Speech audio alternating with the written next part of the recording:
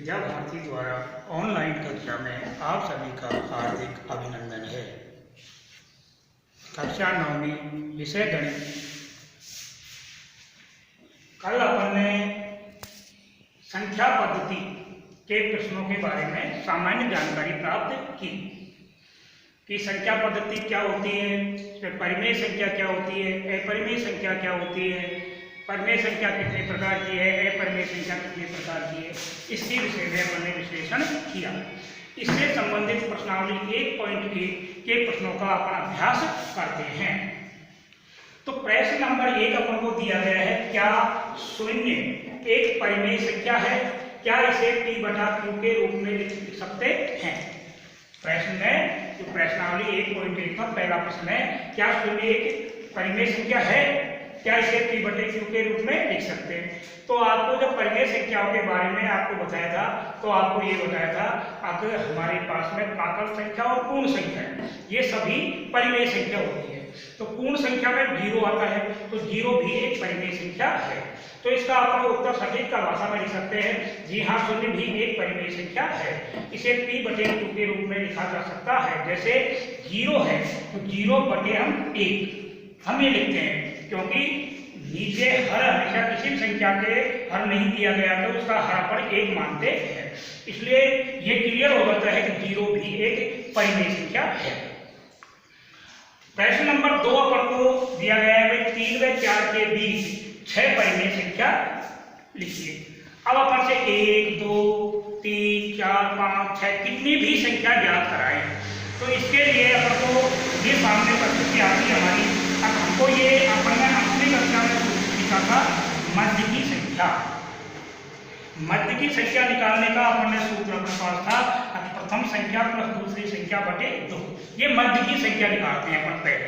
ये 2 संख्या दी है, इन दोनों संख्याओं के मध्य की संख्या अपन ज्ञात करते हैं। तो पहली संख्या जब आप निकालते हैं तो 3 व 4 के मध्य की संख्या ज्ञात करते हैं। तो अपन ने 8वीं कक्षा में माध्य विधि सीखी थी। तो माध्य विधि का सूत्र होता है प्रथम संख्या प्लस दूसरी संख्या बटे 2। अर्थात पहली संख्या हमारे पास 3 है, दूसरी संख्या 4 है बटे 2। अपन इनको हल करते हैं तो हमारे पास आ गया 7/2। तो एक संख्या तो हमको 7/2 प्राप्त हो गई। जब हम ये संख्या रेखा बना रहे हैं हमारी, यहाँ हमारे पास 3 है, यहाँ हमारे पास 4 है, इसके मध्य की संख्या सबसे पहले हमें ये मध्य की संख्या ज्ञात करें। ये तो आ गया 7/2। अब हमको और संख्या ज्ञात करनी चाहिए, 1, 2, 3, 1, 2, 3 कितनी भी संख्या हम ज्ञात करें, तो इन दोनों संख्याओं के मध्य की संख्या ले लें और इन दोनों संख्याओं के मध्य की ले लें, तो 3 हो जाएगी। फिर ये संख्या मध्य आ गई, इसके मध्य ले लेंगे, इनके मध्य, ये दोनों संख्या आएगी इनके मध्य। इस प्रकार हम माध्य वाले सूत्र से अब इनकी मध्य की संख्या 3 निकलवाओ, 4 निकलवाओ, 5 निकलवाओ, 6 निकलवाओ, आप जितनी भी निकलवाए आसानी से निकाल सकते हैं।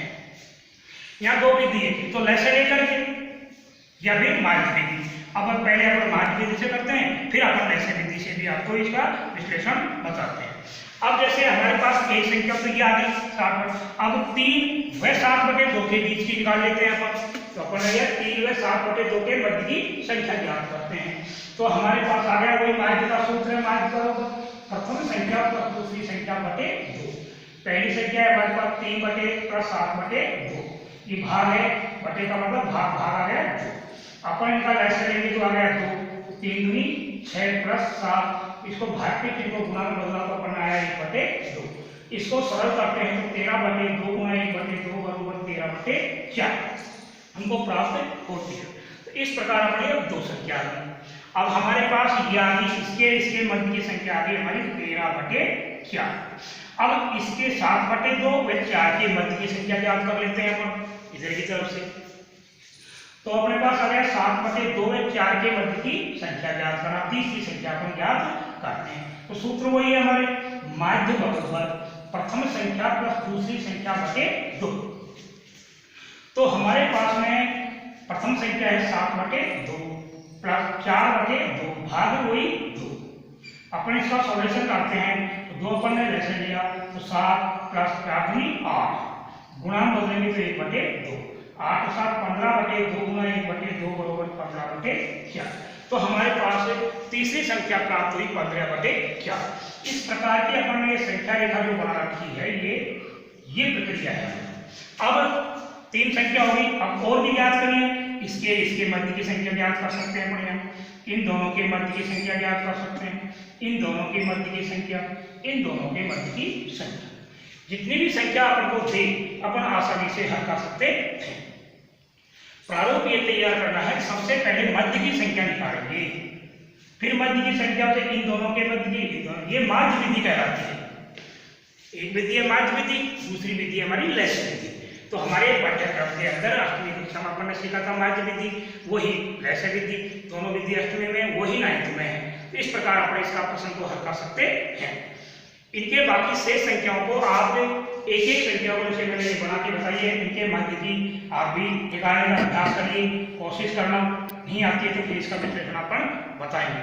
अब अगला प्रश्न देखते हैं अपन, प्रश्न नंबर 4। अब हम प्रश्न नंबर 3 देखते हैं। तो प्रश्न नंबर 3 में है अपन को 3/5 व 4/5 के बीच 5 परिमेय संख्या ज्ञात की।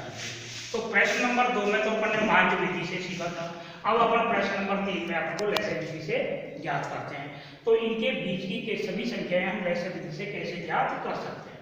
तो आपने देखा 3/5 व 4/5 का लैस 5 आएगा, परंतु जब 5 लेंगे तो इधर को संख्या ले जाएगी 3 और इधर को ले जाएगी 4, तो मध्य की संख्या हमारे पास कोई प्राप्त नहीं होगी। तो लैसे को बढ़ते हुए क्रम में लेंगे और जब तक बढ़ाते रहेंगे जब तक इनकी संख्या 5 या 6 संख्या बीच में संख्या नहीं आए।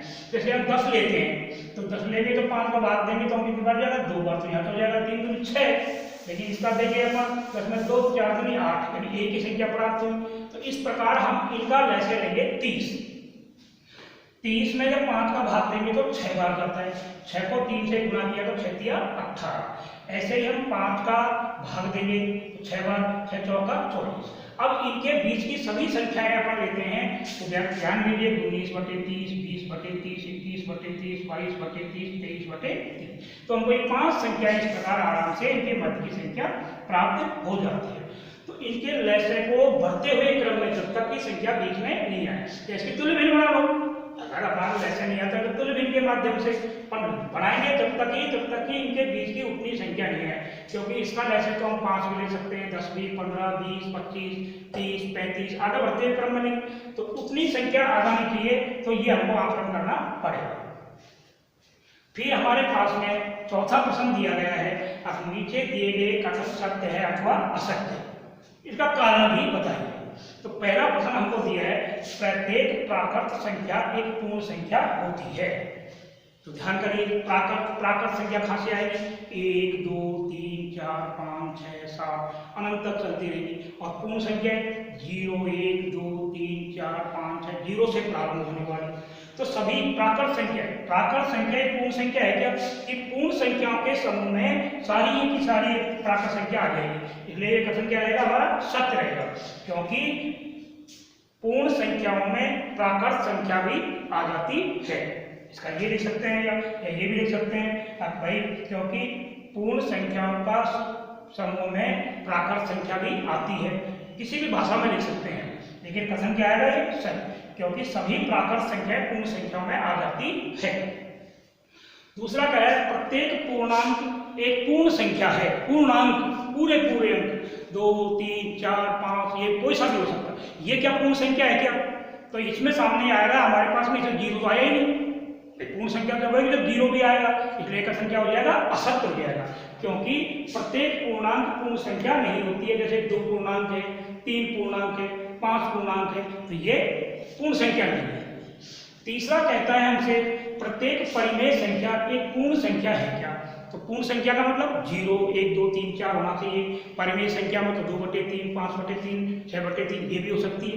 तो क्या ये भी एक पूर्ण संख्या है क्या, नहीं है। तो तुरंत हमारे दिमाग में आएगा भाई ये कथन क्या है, असत्य है, क्योंकि 1/2, 3/5, 7/11 कोई सी भी संख्या XYZ ले सकते हैं। ये परिमेय संख्या है परंतु पूर्ण संख्या नहीं है। तो इस प्रकार आपने देखा, अब प्रश्नावली 1.1 में हमारे पास छोटे छोटे 4 प्रश्न सामान्य जो कक्षा 8वीं से संबंधित है ये दिए गए हैं। आपने इन सभी का आपने विश्लेषण देखा, तो इन सब में हमारे सामने 2 प्रश्न सामने आए हैं। अब एक तो परिमेय संख्या क्या है, दूसरा आ रहा है हमारे पूर्ण संख्या और प्राकृत संख्या। तीसरा आता है मध्य की संख्या, अनेक संख्या परिमेय संख्या ज्ञात करना। तो इस प्रकार के प्रश्नों का आपने अभ्यास देखा, इनको धीरे धीरे आप भी अभ्यास करेंगे वह करें। सबसे पहले परिमेय संख्या की परिभाषा, ये किन प्रकार की होती है, कैसी कैसी होती है, परिमेय संख्या है क्या, फिर उनसे संबंधित इन प्रश्नों का आप अभ्यास करें और इनको गृह कार्य में करें, जिससे कि आपके पूर्व में एक एक प्रश्न आपके दिमाग में स्थिरता से बैठ सके। फिर भी कोई प्रश्न समझ में नहीं आए तो उनको पुनरावृत्ति के लिए दोबारा भी समझाने का अभ्यास करेंगे। कल अपन आज तो पढ़िए अपने संख्या पद्धति में परिमेय संख्या, अब कल अपन पढ़ेंगे अपरिमेय संख्या। तो अपरिमेय संख्या क्या होती है, ये कैसे कैसे होती है, इनको संख्या रेखा पर किस प्रकार बनाया जाता है, इसका विश्लेषण अपन कल देखेंगे। धन्यवाद।